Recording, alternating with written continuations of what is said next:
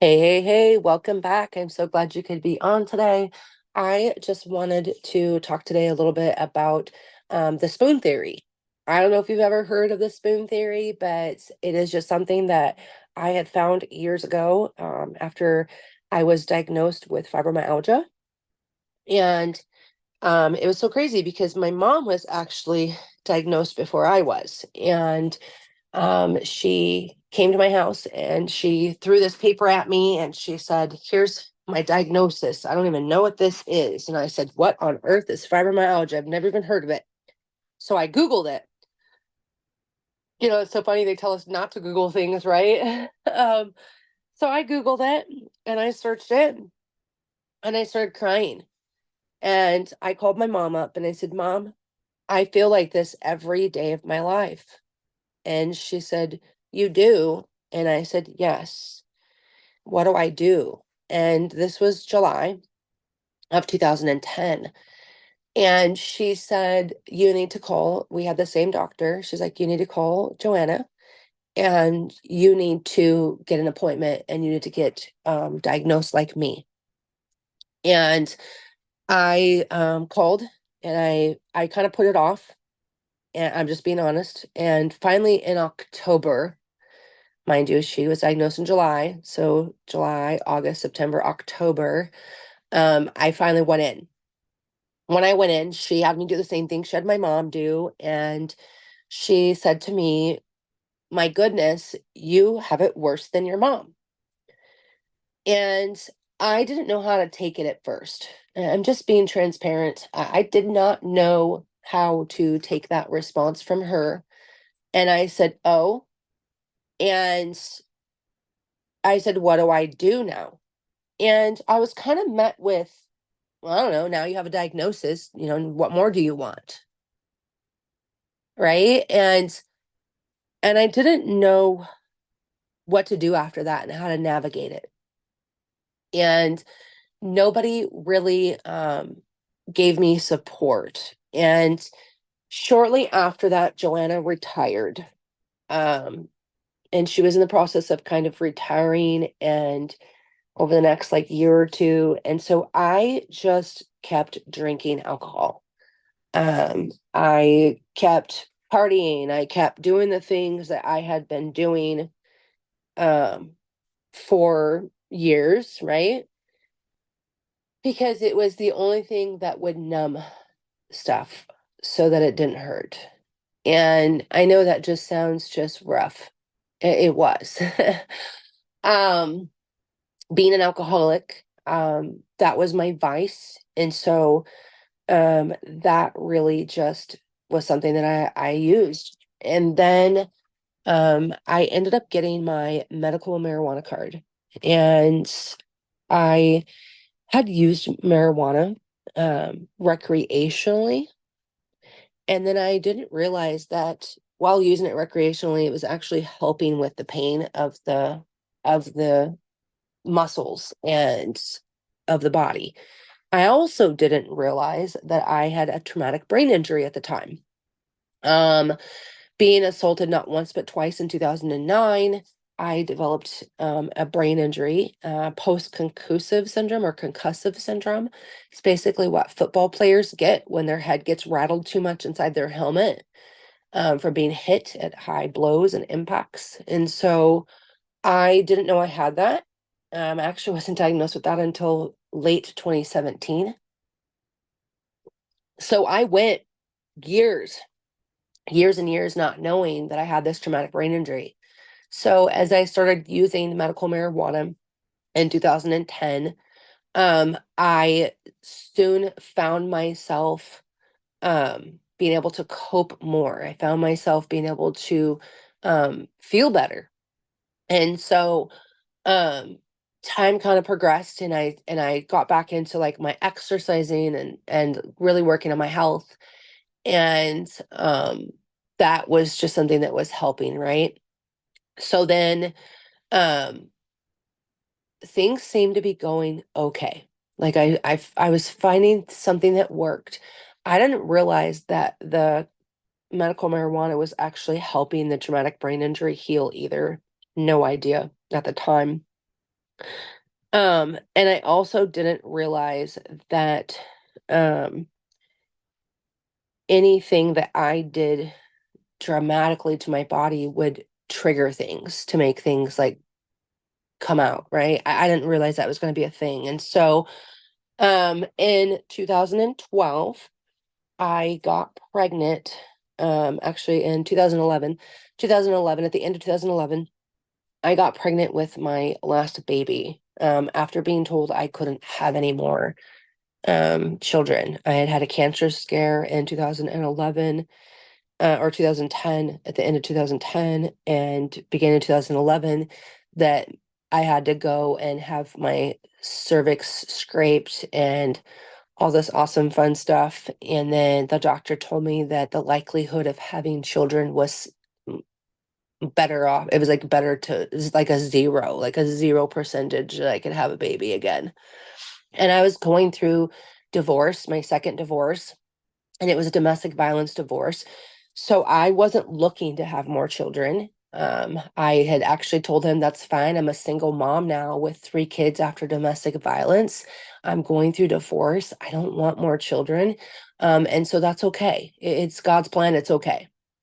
And I didn't think a lot of it, right? Um, and then Sean and I started dating in September of 2012. And I don't know why I said 2011. It was 2012. Sean and I started dating in September of 2012, and then in October we were pregnant. And he was told he could have no babies, and I was told that I could have no babies and no more babies. And so it was just a complete shock to both of us that we were pregnant. Okay. And definitely it was God. It was all God.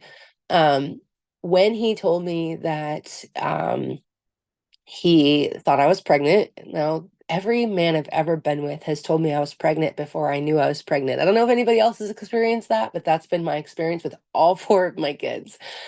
And so he said, you might want to take a pregnancy test while I'm gone this weekend. And I was just like, no way, bite your tongue. I can't have any kids. The doctor already said I can't.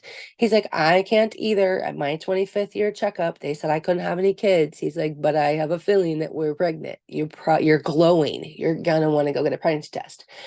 And this little memory came in when I was in second grade. I had a dream, and the next day after this dream, I actually went to my teacher and I told my teacher about this dream. And I had said, teacher, I am so excited. I had a dream last night. And she said, oh, yeah? What was it? And I said, I'm going to be a mommy with 4 kids with a man named Shawn, Shawn. And the little chubby boy next to me, his name was Sean, and he had a crush on me and I didn't know it. And he said, is it me? Is it me? And I said, ew, gross. No way. You have cooties. And he started crying. The teacher had to soothe him. And so, how can you forget that dream, right? I did. I long forgot all about it. And here I was, 33 years old, and my new partner is telling me, I think you're pregnant. And it would be my 4th baby, right? And I'm like, no. And his name is Shawn, Shawn. And I was just like, there's no way. And that dream popped in my head, and I'm like, crap, I better take a test. And I took 2, and they were both positive. He came back. I had 2 more tests in case he wanted them because I bought a 4-pack. And he came back and he's seen those 2 and he was so excited. He was just so excited, and he didn't even need those other 2 taken. He's like, nope, I believe you. This is obviously like they don't mess up, right? There's 2 of them. And so we made a doctor's appointment and we went in and all the things, right? But I didn't realize what was about to happen after that pregnancy. And so the whole pregnancy was phenomenal. I was a size 8, 9 when I got pregnant. I was really healthy. I was riding my bike, 20 plus miles a day. I was athletic. I was in really great shape. I was finally working on my health. I was feeling wonderful. Like, I was still an alcoholic though. I was still struggling with my alcoholism. Um, and so I um stopped drinking, obviously. Every single one of my pregnancies, I've always stopped drinking and smoking and everything. It's not about me, it's about the baby's health. And so I've never had any issues with that willpower whatsoever. And so I um just remember all the fears now. Like I'm going through divorce still. Like trying to find this guy to get him served. Like he's running, like I was struggling here with life is really happening. My older kids, the two girls, did not want another baby. So they were just like, whoa, what the hell are you doing here, mom? My youngest, Logan, had been asking me to be a big brother for I don't know how many years. He was 8 and he was so excited. He high-fived Sean and told him, great job. And so just like all the mixed emotions that could happen with pregnancy, with divorce, with, life changes and like all the things. And but I knew Sean was my soulmate. I knew he was the one for me. I knew that dream in second grade was coming to fruition. I was just so blown away how truly intentional God is with your life. He is so intentional with your life, and we just don't even have a clue about that, right? Like we don't even realize it until after we've experienced stuff. And so in that moment, things were good. Life was good. Everything was going good for us. Fast forward 10 days before delivery, I felt a pop. We were on a walk. We were walking, a mile or two a day to get baby out, and that was just my normal routine anyways. And I felt this pop in my left hip. And it's unlike any feeling I've ever felt still to this day. And I instantly felt debilitated. And we were like a half a mile from the house. Sean practically had to carry me home. Like he really, I had to do a lot of leaning on him to get home. I didn't think I was going to make it. I honestly thought I was going to have to call an ambulance. Like it was scary. And we made it home. And I went into the doctor. His mom came, picked us up, and we went into the birthing center. And my midwife at the birthing center said that mind you, I was 34 years old. She said that I was too old. I hadn't had a kid in 10 years. Mind you, Logan was 9 and had just turned 9 in June. And she said that I didn't know what I was talking about and that I had no idea what I was talking about and that I was exaggerating and that she was sending me home. And I told her something was wrong. And I truly believe something was wrong, that I had 4 kids and I knew what I was talking about and that she has to help me. And she ignored me and she sent us home. A week went by and I couldn't take the pain anymore. It was horrible. I couldn't sleep. I couldn't get comfortable. Like it was horrible. Um, I went back into the birthing center. And this was 3 days before my due date. And the same midwife, she said, I am not going to start an induction on you so that someone else on shift change has to deal with you. I'm not doing that to them. And I said, something is wrong. And I have kids at home, and you need to figure out what's wrong with me because I'm going to have a baby soon and something's wrong. This doesn't feel right. And she still ignored me and sent me home. She protested that she didn't want me to waste another midwife's time.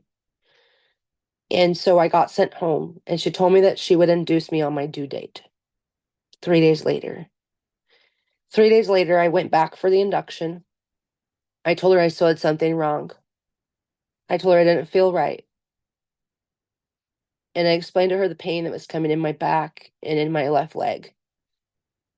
And she forced me into a couple minutes shy of a 12-hour natural childbirth delivery. What she didn't know was that my son who was over 10 pounds. He blew out and ruptured my L4-5 disc into my left sciatica nerve and my hip. He did so much damage and she did so much damage that she permanently left me permanently disabled. I didn't know it at the time. Nobody did. But 4 hours before my son was born, the last 4 hours, 4 CNAs, 2 nurses, and the midwife, and my mother-in-law and my mother and my spouse were all in the room. And 4 CNAs and 2 nurses were on the outside of my abdomen, elbow deep into my guts, trying to get my son to come out because it was too late to have a cesarean. She had pushed it too far. My body gave up, and I couldn't do the work myself anymore. My mom and my mother-in-law had to push my legs out and hold them up, and my hubby was at my face to keep me calm, to make sure I still breathed because I kept trying to hold my breath because the pain was so hard. When I had my son, they immediately put him to my chest and to the breast, and they kept him there for several hours, not just 1 hour, but several hours. He dropped birth weight dramatically, and they got his birth weight wrong. That created complications later on for him when he was 3 weeks old. But for me, the nurses then demanded and threatened me and made me feel so horrible because I couldn't move from the waist down.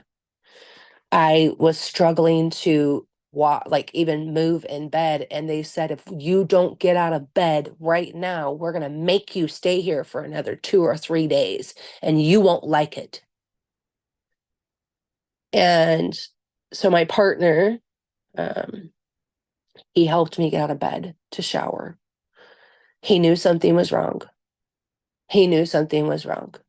He was a first-time dad, but he knew my body so well that he knew something was wrong. I was discharged and we went home. I was wheeled out on a wheelchair like they normally do new moms. And everything seemed okay. I was on a 10-pound weight limit because of my fibromyalgia, is what my doctor had said. And my son was over 10 pounds. So I couldn't do any of his care on my own. I had to have someone else care for him. I had to have Sean did majority of the care. And then when Sean went back to work, I actually had to have a caregiver come in and help me take care of my own kids because I couldn't. And that was in July of 2013. By April 29th of 2014, I was standing up one morning to get my son out of his crib, and my left leg gave out, and I fell with him onto the bed. I dove and fell onto the bed. I went to pick him back up and stand up again, and I fell again. Shortly thereafter, all my bladder and bowel control stopped working. Like I lost all control of my bowels and my bladder. When you're 34 years old and you're peeing and pooping yourself, something's wrong. My left leg felt like I was dragging a stump from my knee down, and it hurt so bad. And it felt like I was just having sharp pains, dull pains, like every kind of pain you can imagine was running from my spinal cord to my bottom of my foot, my whole left leg. I went into the doctors to get checked in May, found out that Joanna was retiring, and I couldn't see her because she wasn't available. And so I went into the clinic that was the main clinic, and I seen a man that was a doctor there, and he basically made me feel like I was the problem. And he basically made it very clear that it was me, it was all me, and that I was after their drugs, their pills. And I just cried and said, I'm a mom and I have kids at home and I can't take care of them. You have to help me. Something's wrong with me. And I wasn't being heard. He slammed the door. on my face, and then they made me leave. I went home just a hot mess, told my mom what happened. My mom said, "No, you're going to call up and you're going to report him." So I did what my mom said with my mom's help. And I went back in a couple weeks later. They made a new appointment for me. This now was June. And I get in there and it's like the middle of June. And I'm telling them I need an MRI. Something's wrong with me. I need an MRI. And they won't listen. The doctor who had said the things he did came in and gave me a formal apology, and then turned around and they brought a new doctor in, and she looked, and they're like, "We're going to talk in the hallway," and they had the door cracked. And next thing you know, my left leg just starts spasming and just thrashing, and it's about to knock me off of the doctor's bed. And I go in, start yelling, "Something's wrong, help, help, I'm gonna fall." And they see my leg just going to town, just thrashing. "Oh, wow, we think you need an MRI." Well, no shit. No shit. So they get the MRI, immediately order the MRI. I go over, I do the MRI, and I get a call from the surgeon the same day. And the surgeon's office is like, "We need you to come in right now. Right now. Can you get a ride? Be here within the hour." And I'm like, "Okay." So I call a friend. He takes me over. I get in there and I'm using a cane. And I get over there, and the surgeon at the spinal clinic, he said, "Tell me what happened. Tell me your life story." So I explained to him how I had been in an auto accident, head on with black ice in February 2007. It caused a lot of damage. It took me 2 years to recover from that. Once I was recovered, my now ex-husband had assaulted me twice in 2009. My surgeon goes on to tell me that my delivery with my son, that in L7 down, I had degenerative disc disease. My spine and was deteriorating. And that my son, and having him being so big, that he was the straw that broke the camel's back. And he basically triggered my body to go into this reaction, and my L4-5 disc completely ruptured, and it went into my left hip. And the fragments, he showed me the MRI, and the fragments were on my sciatica nerve. And it was causing my sciatica to go out in 9 places all the way to my foot, to the bottom of my toes. And so I was left with, "You got to have spinal cord surgery right away." And by that August, 2 months later, I was having spinal cord surgery. And it was life-changing. I will tell you that right now. It was life-changing. After that incident, my body went through the ringer. I didn't know I had a traumatic brain injury. I started having memory issues. I started having severe anxiety and panic attacks. I started having depression. I started having, just my heart sunk, because I was an athlete my entire life. I played sports for 15 plus years. And I was now in a position where I could never do some of those things again. And I felt like my whole world was just being ripped out from underneath me. Is in those moments when I really had to start utilizing the spoon theory. And the spoon theory was, you start off with 7 spoons each day. Um, you you have to decide how many spoons you have. Some days you're going to have 5, some days you're going to have 3, some days you're going to have 7. And, some days you might feel like you have more. But what it means is, for everything you're doing, and I mean like combing your hair, brushing your teeth, making a meal, Like each one of these is taking a spoon away from you.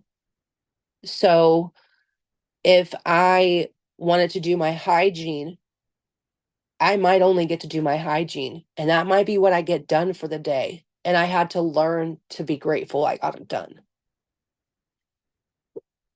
Um, with the spoon theory, there's going to be days where you don't have any spoons and you're all out and you can't borrow yesterday's. And that's what I really had to understand, was that each day was a new day, and it was an opportunity to see how many spoons I had for that day and how I was going to use them. And I upset a lot of people in this process of healing and not understanding.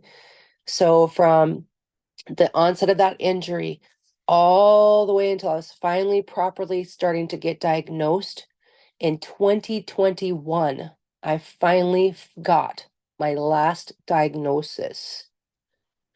Now, diagnosis to me, it's not the label I want to wear. It's the information that I need to live the most fulfilling life. So every diagnosis came with new instructions, I felt like, right? And new spoons, right? And I felt like being diagnosed with fibromyalgia, now I understood why I was having that pain. So I know how I can go about it instead of just thinking it's in my head. Being diagnosed with a traumatic brain injury in 2017, it allowed me to understand myself a little more and why I was doing some of the things I was doing without being mad at myself, without allowing other people to become angry at me. Now I felt validated that I'm not losing my mind thinking I'm losing my mind, because for a lot of years before that diagnosis, I felt like I was losing my mind, thinking that I was losing my mind, when in fact it was a brain injury that was causing so many severe issues in my life, in my day to day. Just my cognitive thinking was off. Just my trigger warnings. Like, I was having severe panic attacks. You couldn't walk into a room without startling me. I sure as hell wouldn't be doing a podcast. And I think about that now, and it was just that sheer, I'm going to go do 2 years worth of testing, 17 different tests I had to take to get that one diagnosis. And you can't tell me that it's not going to give you depression. You can't tell me it's not going to make you feel less than. You can't tell me that it's not going to bring out the ugly in you. All of those things happened through that process because I was sheerly just frustrated because I didn't have answers. And nobody knew what to tell me. Nobody knew how to make me feel or how to reassure me or how to support me during that process. My own spouse didn't even know how to support me, so much as that he moved out. In September of 2015, he had to move in with his best friend. And it wasn't like, oh man, I can't believe he did that. I was angry at him for leaving me during that time. But I look back now, and it was the best decision he could have made, because we wouldn't be together today if he would not have separated himself then. Because I was so angry at the world during that time. Olivia was diagnosed with cancer. I didn't know how to handle it. Our world was falling apart, and I was having health issues up the ass. And that stress from her journey, that stress from it actually made things worse. And I didn't realize that with the brain injury, stress is something that you just can't have. It'll kill me. And so I didn't know that.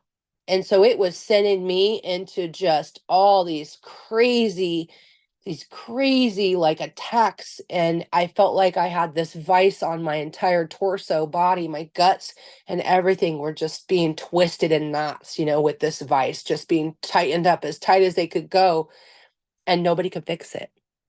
I'd go to the emergency room and they dope me up full of every medicine, pain medicines that they could through IV, and in 20 minutes those meds would wear off and I'd be right back to where I started.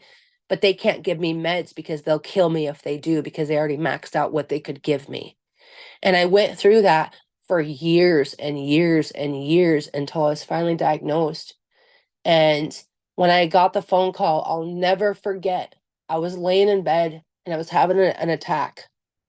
I was having an attack and I was having vertigo. I was having tinnitus. I was dizzy. I was ringing in my ears. I was vomiting everywhere. I was so sick. And I didn't know at the time I had Meniere's disease with this TBI.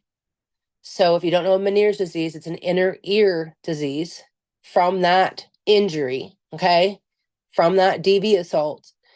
And it triggered all these things in my body. Well, I didn't know I was going through these things. And when I got the phone call from the hospital and they said, we have a diagnosis. You do? Yeah, all those tests that you've been doing for the last 2 years, you have a traumatic brain injury. And I said, oh my God, really? I'm not losing my mind thinking I'm losing my mind. And the doctor said, no, you have something wrong with your brain. It's not your fault. I started crying. I remember just the overwhelming relief I felt in that moment of just, you don't have to blame yourself anymore for this. You don't have to place blame on yourself anymore for this, Crystal. You didn't do this to yourself. This was beyond your control. Then I had to learn what to do to navigate it. So I went and did some research and I realized that I had already been doing a lot of the stuff that my body was needing me to do just by just pure listening to my body. Just by listening to my body, I was already doing things to heal my brain. Medical marijuana was healing my brain. It was actually something that was recommended for patients with this brain injury. And I was already doing that. And then I realized there were some medications that I could use that I wasn't on. One was a water pill. And I didn't realize that underneath my ears, without that water pill, I feel like I'm drowning both my ears. And so when I went and see the ear, nose, throat doctor, the ENT, I went and got an audio test. They couldn't find anything wrong on that audio test. Um, I started seeing the ENT in 2017, 2000 and no, I take that back, 2015. And I did not get an actual good audio test until about a year ago. And I say a good audio test, I mean like an audio test that shows I have these things wrong with me. Because it comes and goes, my hearing, and I will go deaf randomly, sometimes mainly in my right ear, but it happens in both, that I was not getting it on the medical diagnosis, like on the actual audio tests that they would do, they weren't showing. But they had done enough testing to know it was there.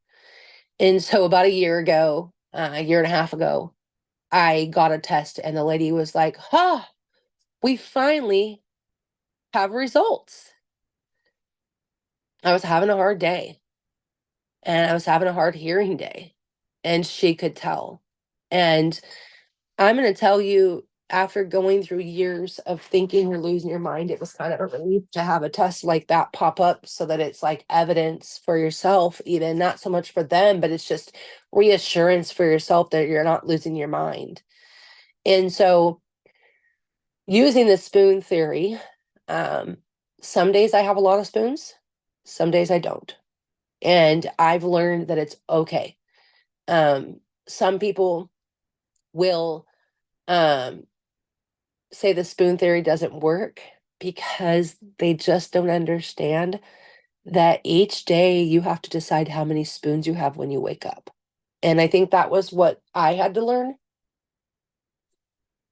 I wasn't always going to have my 7 spoons. Some days I might have 12. Some days I might only have 2. Some days I'm all wiped out of spoons. And that's okay.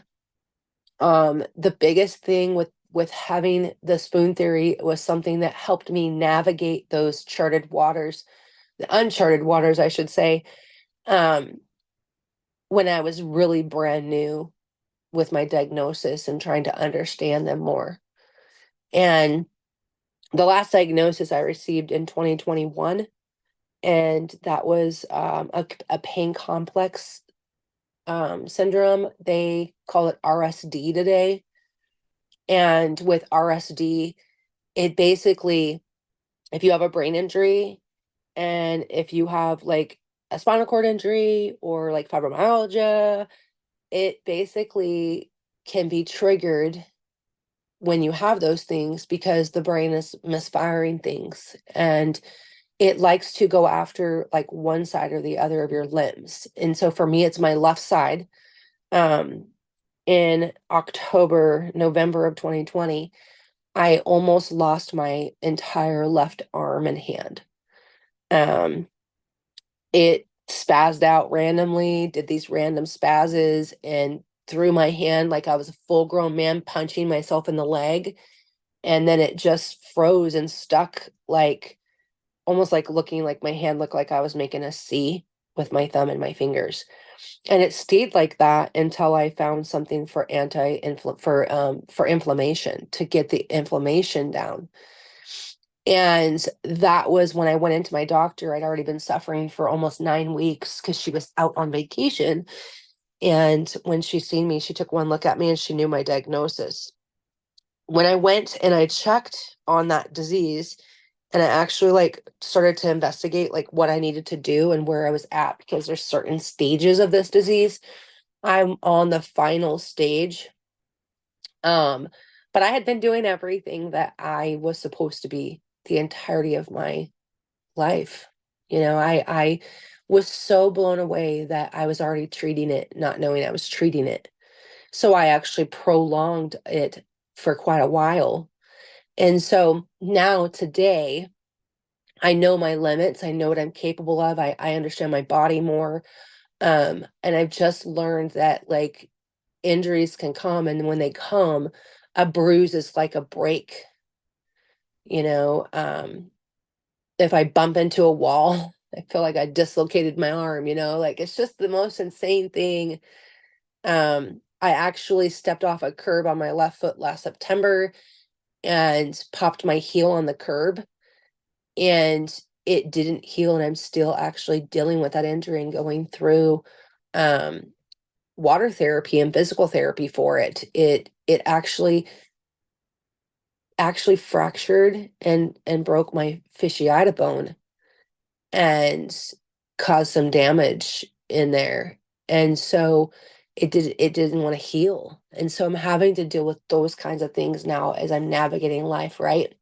With chronic diseases. But I don't let those stop me. I don't let that be the limit. And I think that's what the spoon theory, you have to understand that no matter what you have going on, no matter what life is throwing at you, you have to decide how you're going to choose to live. And for me, it's gratitude and joy. It's love all the way. I can't imagine being the light that I am.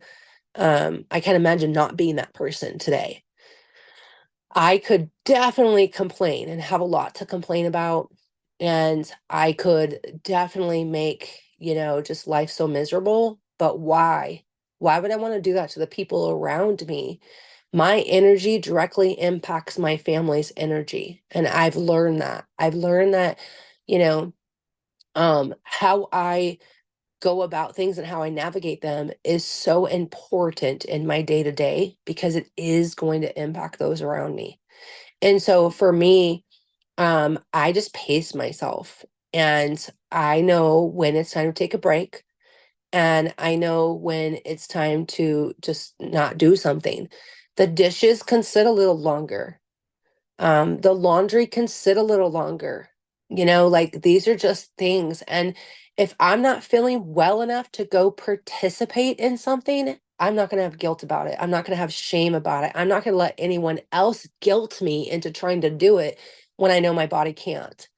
Um, Not everybody is going to understand your journey when it comes to chronic stuff, chronic pain, especially, or chronic illnesses or things. They're just not going to understand.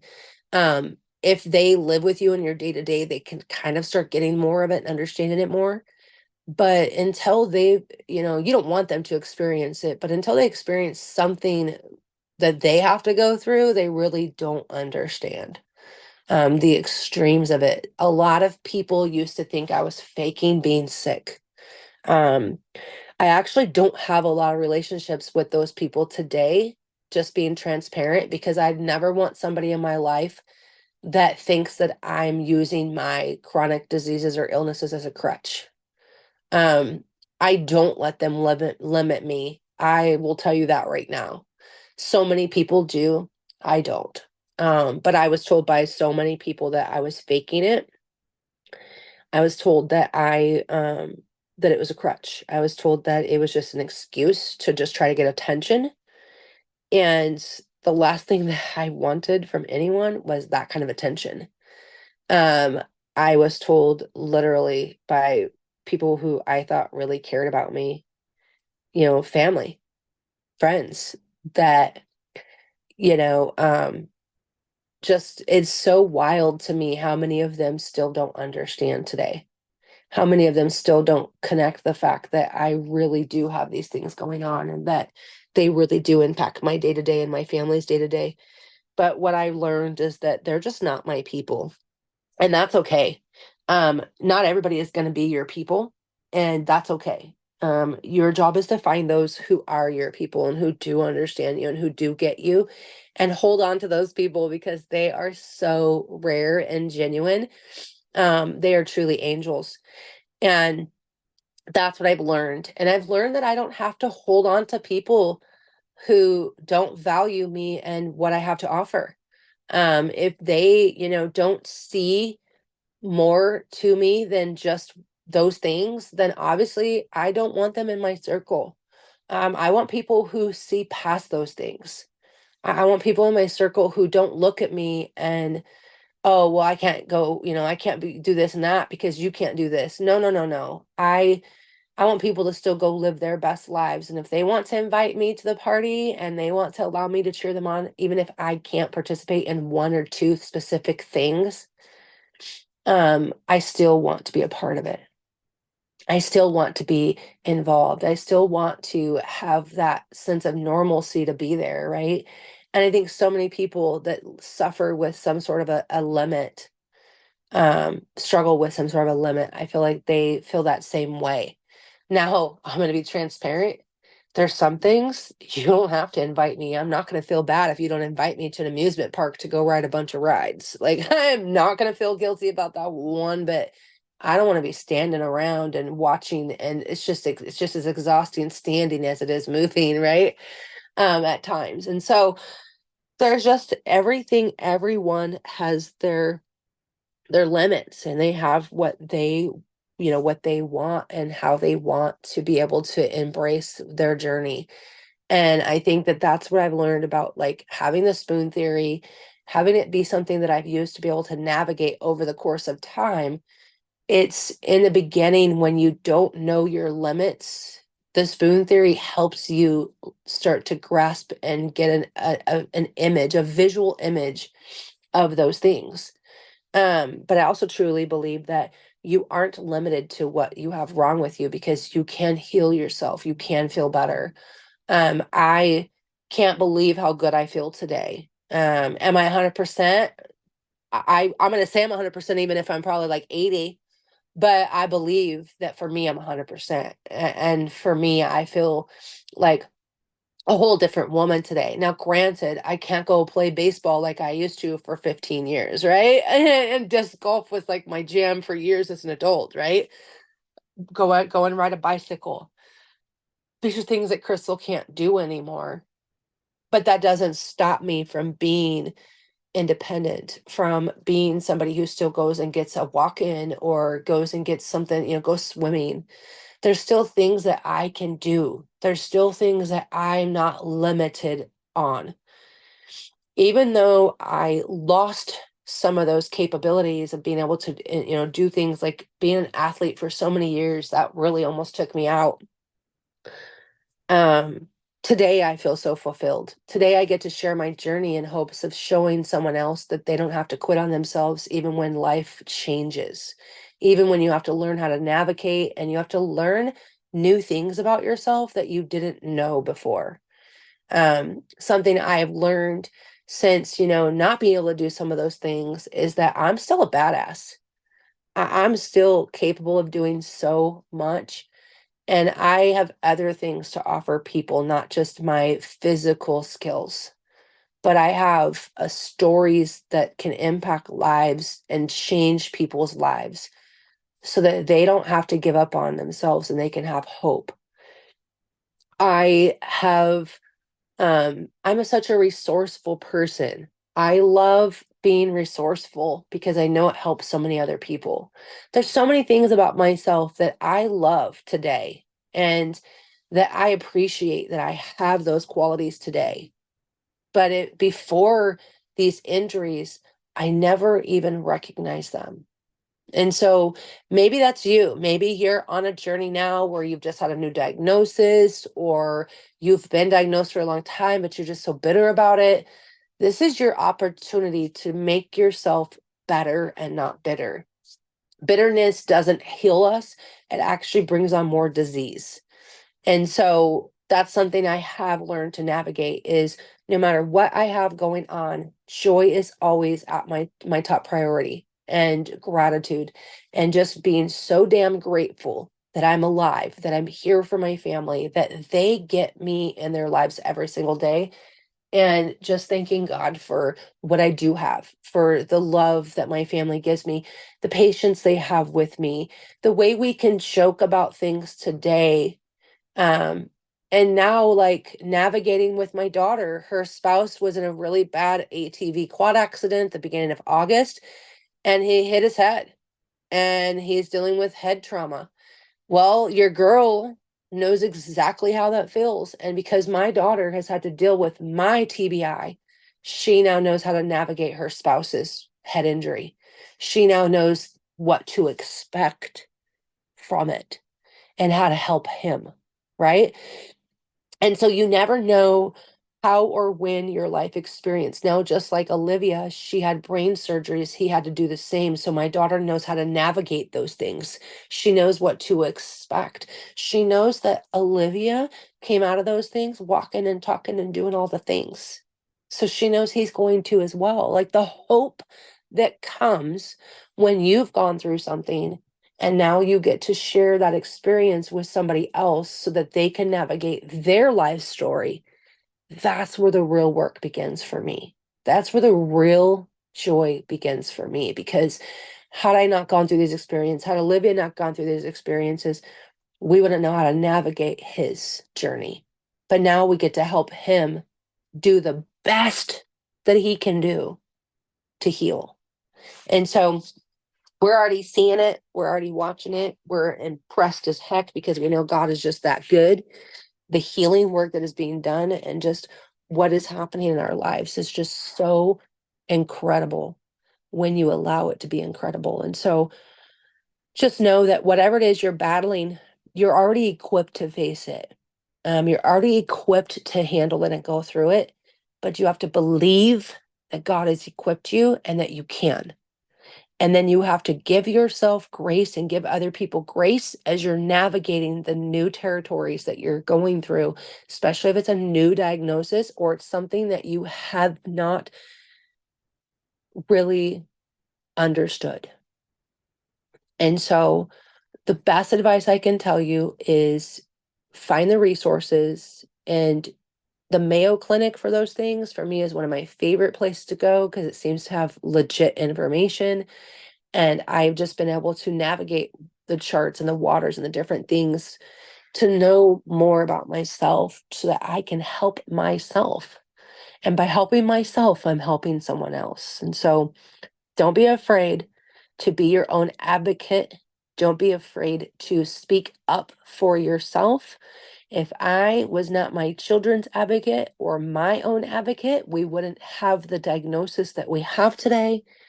And so just keep that in mind. Just know that just because someone says you have X, Y, and Z doesn't mean you can't live a fulfilling life. It doesn't mean that you can't have it all. You can have whatever it is you want if you're willing to believe you can. I hope this has helped somebody, and we will talk about this, I'm sure, on another episode. We'll talk more about this. This is just something that's near and dear to my heart. But I just want you to know that I pray for you today that all the things that you're struggling with, that you can navigate them and heal from them completely.